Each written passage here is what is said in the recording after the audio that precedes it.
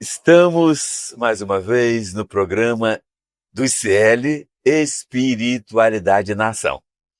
O tema de hoje é um tema muito forte para toda a sociedade brasileira, especialmente para os pobres.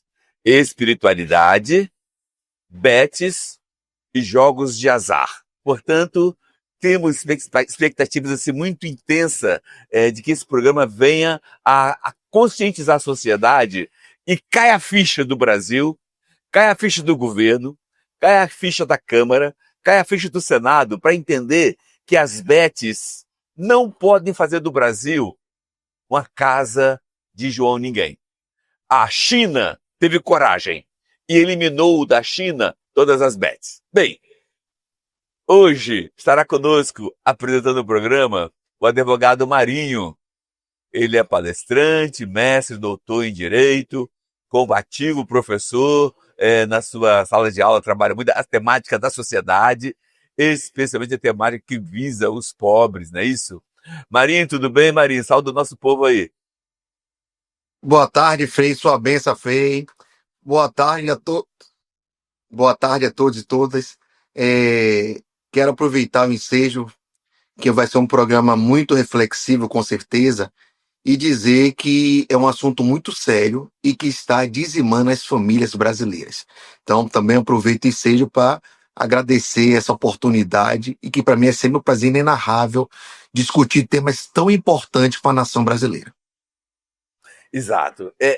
Nós queríamos muito estar com a querida convidada de hoje em uma situação diferente, mas infelizmente a conjuntura nacional e da maldade do capitalismo fez com que a gente esteja com a convidada em um momento muito delicado. É a Jéssica Lobo, irmã da nossa irmã Ângela Maria, que se suicidou. Jéssica, sua saudação inicial ao povo. Boa tarde a todos, boa tarde, Frei. Em primeiro lugar, eu quero agradecer pelo espaço cedido. É muito importante falar sobre os jogos, ainda mais com a carga que a gente traz de conhecimento depois de 1 ano e 8 meses. Cada dia que passa, a gente só recebe mais e mais histórias e parece um absurdo. Então, falar sobre os jogos, falar sobre o que os jogos causam é muito importante, principalmente quando a gente tem um espaço aberto onde as pessoas estão ali, por exemplo, esse espaço de hoje. As pessoas elas vêm buscar a espiritualidade, elas vêm buscar a palavra, vêm buscar o conhecimento de Deus.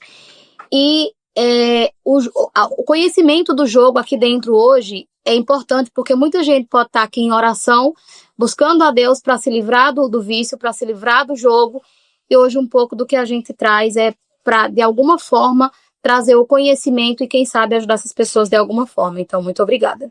A temática de hoje é espiritualidade, bets e jogos de azar.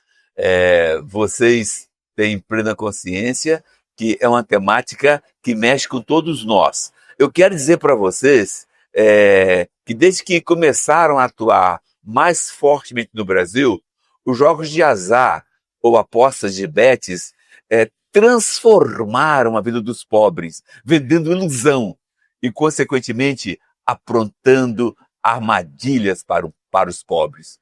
Um estudo recente publicado no site do nosso querido ICL apontou que cerca de 23 milhões de pessoas fizeram algum tipo de aposta de bets.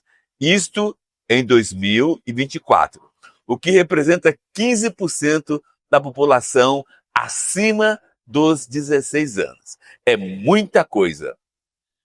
E entre essas pessoas, quase a metade, 47%, está endividada.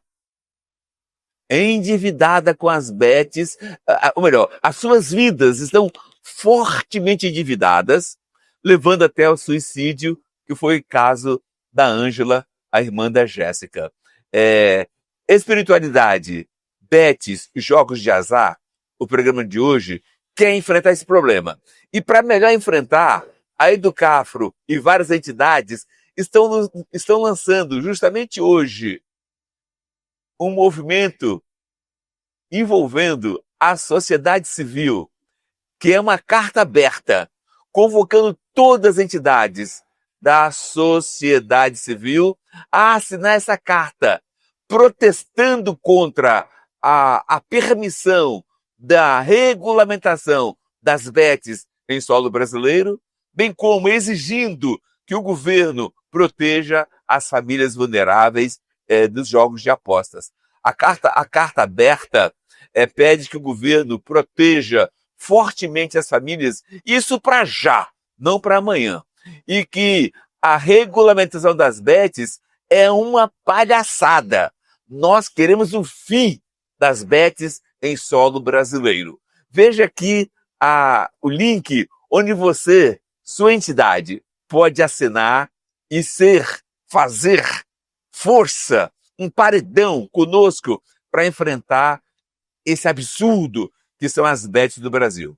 Como falei, a China, em 2016, acabou de vez com as bets em solo chinês.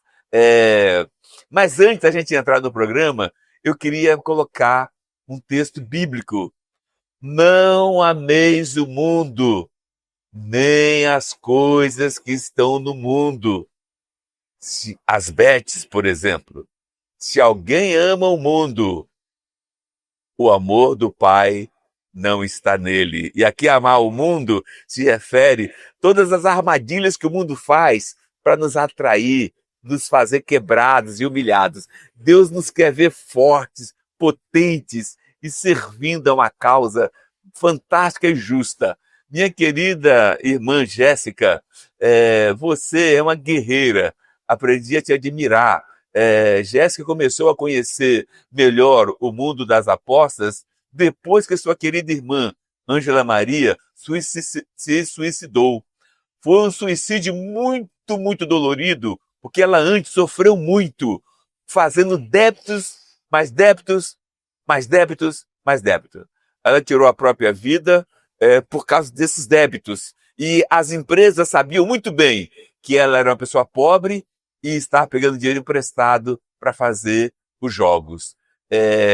Minha querida Jéssica, como está você e como está a sua família depois dessa situação toda? Perdeu sua querida irmã e, acima de tudo, herdou um débito violento, você e sua família. Como vocês estão se sentindo agora? Hoje a gente consegue sobreviver, né, diariamente, lidando com julgamentos, porque ainda existe, infelizmente. A gente convive com a dor, que é diária, por causa da perda. E a gente vive também com a frustração das dívidas, porque, assim, são impagáveis. A minha mãe, ela é funcionária pública e aposentada. A maioria das dívidas, elas foram adquiridas no nome da minha mãe, por meio de empréstimos, de cartão de crédito, de tudo isso. E então a gente não sabe exatamente quanto tem de dívida no nome da minha mãe. O que a gente sabe é o que os bancos procuraram, né? No nome dela mesmo em si, a gente não tem a dimensão de quanto tenha de contas, porque da minha mãe a gente conseguiu entrar por ela estar viva, por ter acesso no telefone dela, tinha acesso aos bancos, a gente conseguia trocar senha e fazer tudo isso, mas no nome dela em si a gente não sabe. A minha mãe hoje, ela possui uma dívida a última vez que a gente somou, estava somando 650 mil com empréstimos, com cartão de crédito e juros acumulados. Dos 2 salários, de um salário a minha mãe ficou recebendo, do salário da prefeitura, R$ 908, e do salário do INSS, acho que 700 e alguma coisa. E aí, assim, fora o que a gente não sabe que entrou para aposta. Por exemplo, a minha família tinha um sítio que era herança dos meus avós, deixado para minha mãe e para os irmãos dela, e esse documento, ele vivia em posse da minha irmã, ela que guardava essa documentação porque ela era tutora dos meus avós. Então, a gente procurou esse documento, também não encontrou dentro de casa, então a gente acredita que ele tenha sido vendido, tenha sido penhorado, alguma coisa. a mercadoria dela, que ela vendia, trabalhava com venda de roupa, de joia, essas coisas, estava toda acabada, como se... A gente não sabe se ela foi vendendo mais barato para adquirir dinheiro. Depois que tudo aconteceu, é que as informações elas foram chegando. Amigos falavam, ela me pedia R$ 20 para trocar, ela me pedia R$ 100 para trocar, me pedia R$ 200. Então, assim, é uma doença que ela é muito silenciosa. A gente só consegue enxergar se de fato existir uma brecha, porque se não existir é quase impossível, porque muita gente fala que, tipo assim, depressão é frescura, né? A minha irmã em si, ela nunca deu indícios, nem demonstrou nenhuma depressão. Ela sempre foi uma pessoa que ela não gostava de casa de ninguém, ela sempre foi de dentro da casa dela, tinha amigos poucos, não costumava muito sair. Então, assim, lidar com aquele silêncio que ela viveu nos últimos dias, pra gente, era o cotidiano dela. Era uma pessoa que ficava dentro de casa, que cuidava dos filhos, que cuidava da casa, que cuidava da mãe.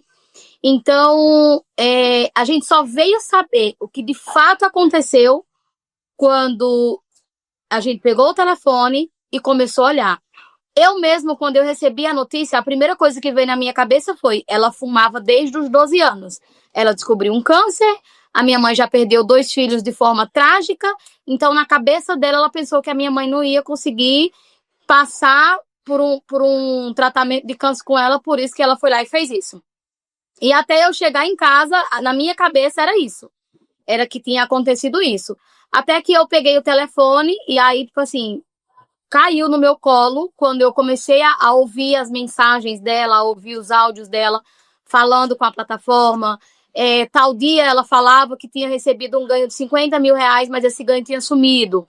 Outro dia ela falou que a plataforma não estava pagando mais, o que estava acontecendo. Então ali, quando eu comecei a ver aqueles áudios, foi que eu entendi. E por incrível que pareça, isso aconteceu no dia 12. No dia 10, no dia 9, 3 dias antes, eu respondi o stories de uma influenciadora falando exatamente sobre isso.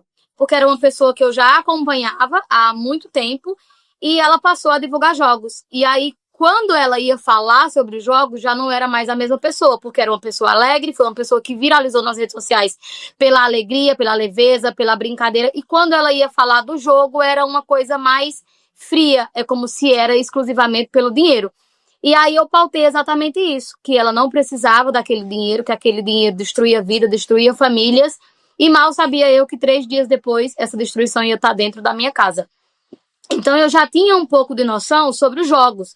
Na época que a minha irmã faleceu, eu já tinha um número de seguidores significativo por causa do meu trabalho, já tinha recebido diversas propostas para fazer divulgações e nunca tinha aceitado, nunca foi uma coisa que me encantou, porque eu sabia que eu poderia lucrar, mas alguém ia estar se prejudicando através daquilo. Então não faz parte da minha índole, não faz parte da minha criação, do que eu aprendi com os meus pais, então eu sempre neguei.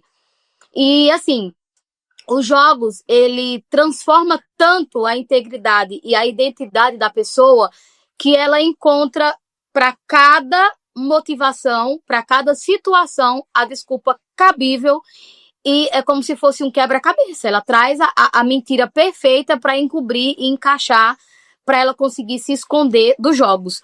Por exemplo, aqui na minha casa, a gente ficou sem água, sem luz, porque já tinha sido cortado água e luz, e a desculpa que ela deu para minha família era que ela não ia mais pagar a conta, essa ligação que trazia água, porque aqui já tinha sido um ponto comercial e por esse motivo vinha muito caro.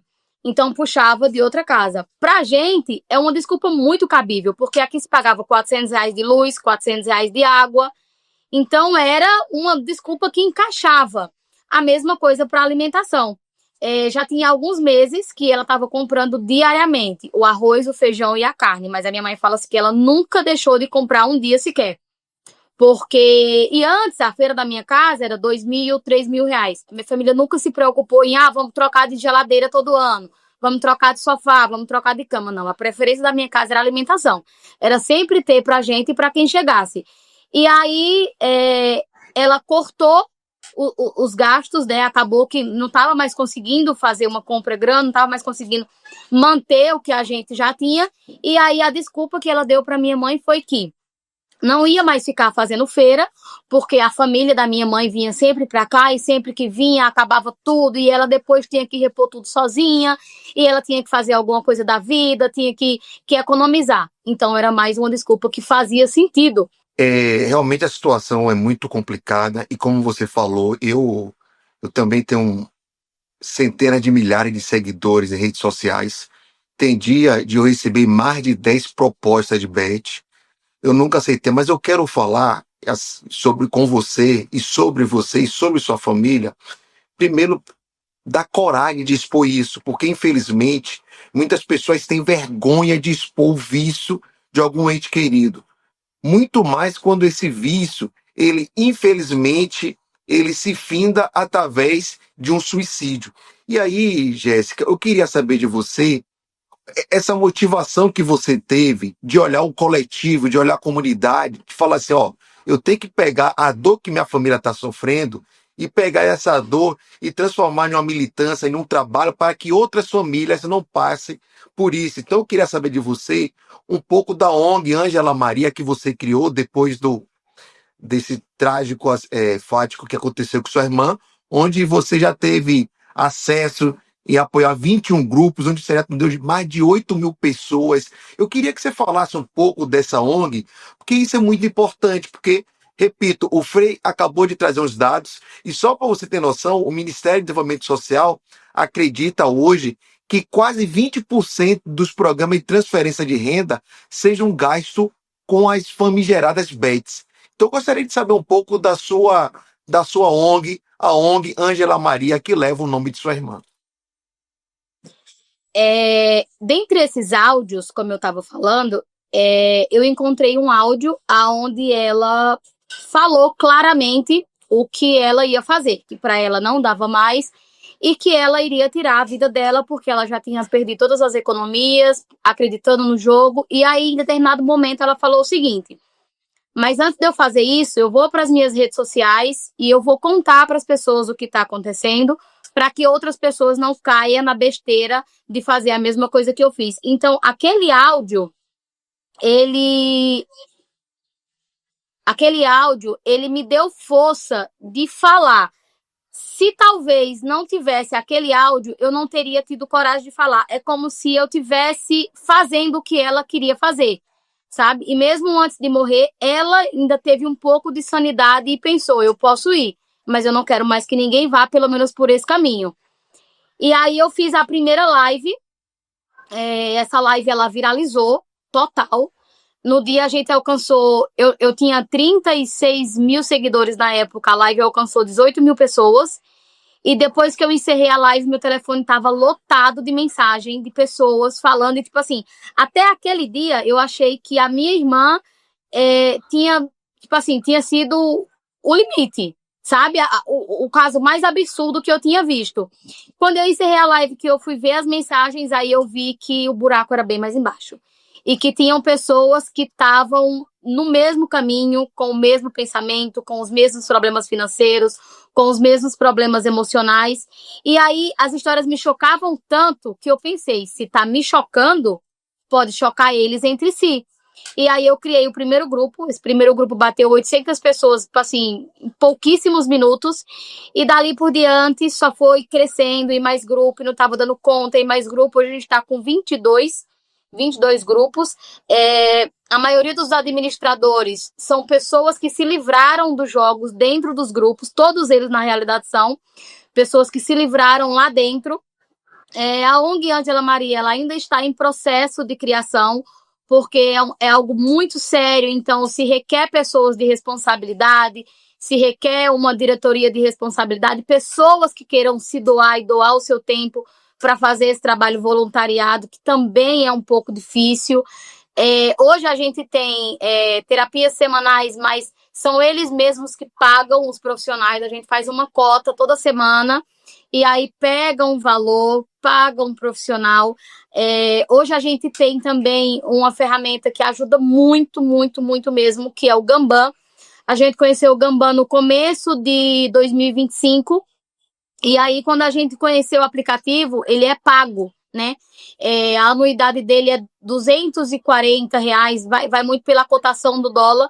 E por muito tempo a gente pagou, nós administradores dividimos o valor e pagamos até que um dos nossos administradores, o Luan, ele conseguiu, mexendo lá no aplicativo, ele viu que tinha um código que ele era individual, que ativava uma conta para cada pessoa como se fosse um bônus, né, do aplicativo, como se fosse um presente da plataforma.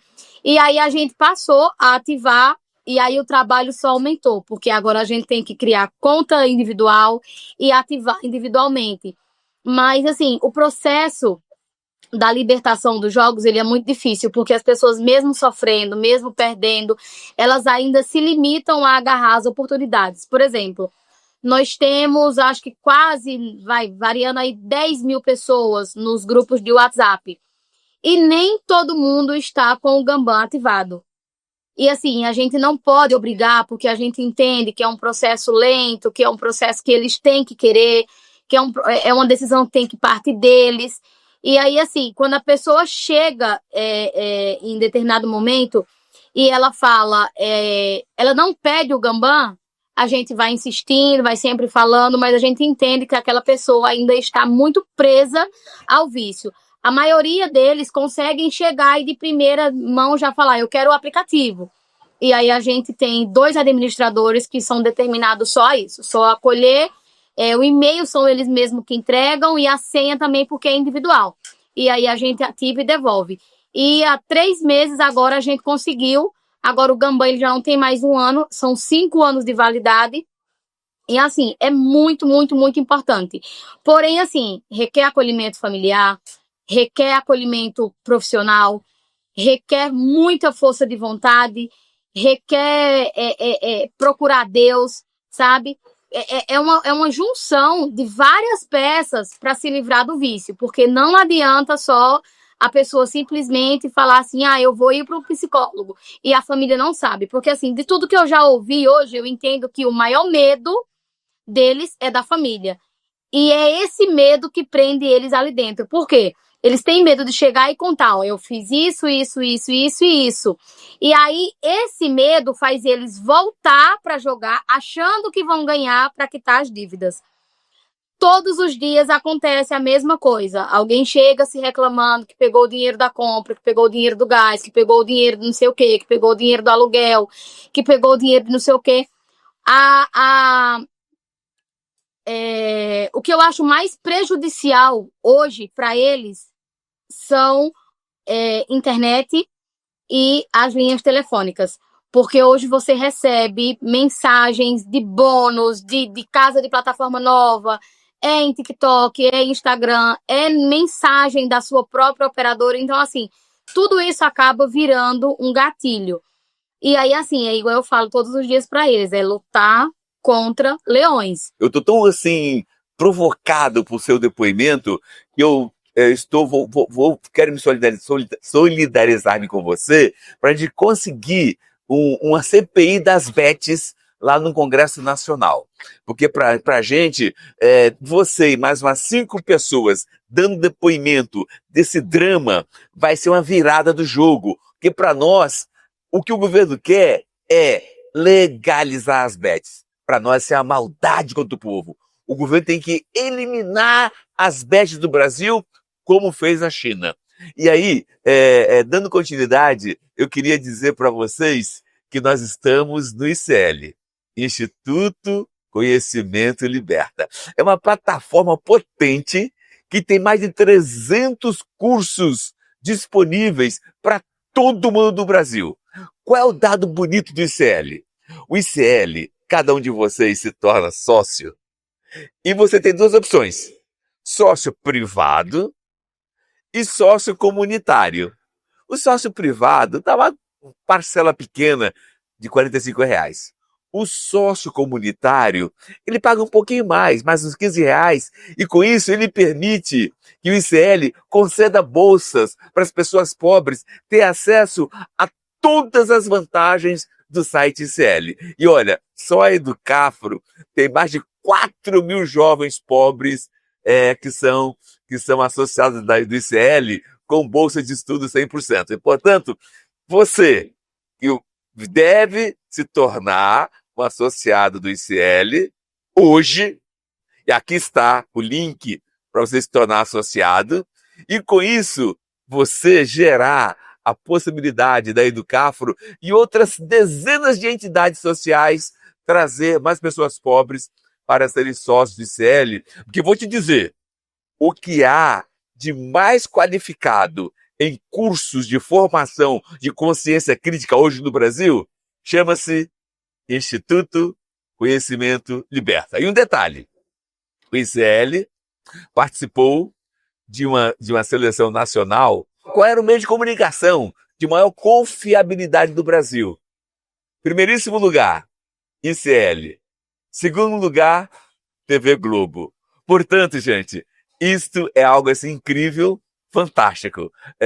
Estamos, portanto, com essa ferramenta chamada ICL, que é uma ferramenta para transformar mentes e corações. E o tema da Betis é um tema que a gente vai forte. Eu quero partilhar com a querida Jéssica e com o Marinho que só a Educafro já abriu 30 processos contra as Betis. E eu soube que você, Jéssica, também já abriu o processo, né? Para quantos processos você abriu, Jéssica? No começo de 2024 não, desculpa, no começo de 2025, a gente teve o conhecimento de que seria possível fazer ações contra as bets. E aí foi onde a gente conheceu o Dr. Newton Dias, e ele deu início aos processos, né? Se iniciou com o processo coletivo, eu acredito que 50 processos em um coletivo, e os individuais eu não vou lembrar exatamente os números, mas graças a Deus as pessoas estão perdendo medo, porque até de buscar os direitos, os direitos das pessoas têm medo. Por exemplo, o caso da minha irmã também está na justiça, porém é um pouco mais delicado, por ela ter filhos com pais diferentes e ser casada com o pai do mais velho civilmente. Então, precisa se fazer a separação pós-morte para poder entrar com o processo para os filhos poder ter direito a alguma coisa, senão esse marido é quem tem direito a tudo que ela venha ganhar. Mas as pessoas elas têm medo de procurar a justiça porque hoje os maiores influenciadores também são pessoas regionais, né? Pessoas das regiões. E para processar uma plataforma, você precisa também identificar quem te levou até ela. E essa identificação, poder falar sobre quem é, como você conheceu e através de quem, as pessoas acabam tendo muito medo e não tendo coragem de dar andamento com esses processos. Entendi. Olha só, eu peço desculpa a você, nosso horário estourou. Eu peço ao Marinho para dar uma mensagem final para o povo. E com certeza, eu tenho certeza, Jéssica, que esse é o primeiro programa de uma série de programas que vamos fazer, porque esse assunto é urgente e necessário a gente fazer a virada do jogo. Marinho, sua mensagem final? Jéssica, aproveitar o ensejo para agradecer você pela sua coragem e por pensar na comunidade como um todo. Minha mensagem final, Frei, é sempre que nós devemos amar o próximo. E amar o próximo é pegar a diversidade como essa de Jéssica e não abaixar a cabeça, pelo contrário, se manifestar e buscar para que outras pessoas não passem pelas tragédias que infelizmente a família de Jéssica passou. Amar ao próximo como a ti mesmo. Essa é a minha mensagem de hoje, Frei. Muito bom. Minha querida Jéssica, sua mensagem final, bem breve. Minha mensagem final é que as pessoas busquem ajuda, que elas busquem uma saída. Existe vida após o jogo, existe um sol lá fora e você só precisa dar o primeiro passo para sair desse escuro. Muito bom. Gente, olha só, vou dizer para vocês, hein? A Educafro e várias entidades liberou hoje uma carta aberta onde a gente está pedindo o máximo possível de entidades que assinem essa carta. Você que está agora aí, dê seu like dentro do programa e acima de dar o like, envie esse link onde você pode assinar hoje ainda e continuar divulgando esse link da carta aberta, que nós queremos fazer uma multidão de entidades protestando contra as bets. Esse é um um dos vários programas que vamos fazer contra as bestes, que nós entendemos que a maneira de defender nosso povo pobre é terminar com as bestes no Brasil. O governo Lula, por favor, Lula, meu querido irmão Haddad, por favor, nada de legalizar as bestes para pagar impostos. Esse imposto é sangue do pobre. Queremos eliminar de vez as bestes do Brasil, como fez a China. Lula, Haddad e todo o governo do PT, por favor, não deixe as bestes fazer a exploração que está fazendo ao povo do Brasil. Contamos com você. Vamos agora fazer uma breve reflexão final de um texto bíblico. O homem que se apressa a enriquecer não fica sem castigo. Por isso eu peço agora a Deus uma oração sobre todos nós. Pai querido, por favor, Pai querido, acolha lá na eternidade a nossa querida Ângela. Ela foi vítima, Pai, das betes, essas entidades maldosas que tanto estrago faz no Brasil. Pai querido, dê a Jéssica essa garra que ela está tendo de ajudar muitos outros brasileiros a se liberar dessa maldade. Dê ao advogado Marinho cada vez mais garra para nos ajudar nessa luta contra essa maldade. E todo mundo, Pai, que nos assiste agora, de qualquer lugar do Brasil e do mundo, assinem essa carta, esse abaixo-assinado, para que o governo federal não caia na armadilha, para que a Câmara e o Senado não caia na armadilha de legalizar as betes que dão muito dinheiro aos políticos, mas sim que faça como a China, elimine as betes do Brasil. Te peço em nome do Pai, do Filho e do Espírito Santo. Amém. Amém. Um abraço! Tchau, tchau. Olha só, eu aqui no reino dos livros. Há mais de 150 anos, o poeta Castro Alves recomendava: bendito que semeia livros, livros a mancheia. O livro caindo na alma é germe que faz a palma, é chuva que faz o mar do conhecimento. O conhecimento que liberta. ICL, Instituto Conhecimento Liberta. E agora a gente tem uma lojinha de livros para você. Livros à mancheia. Livros de alta qualidade que te ajudam a pensar. Venha buscar os nossos livros agora, abrindo a nossa lojinha de livros, souicl.com.br. Vamos pegar os livros à mancheia.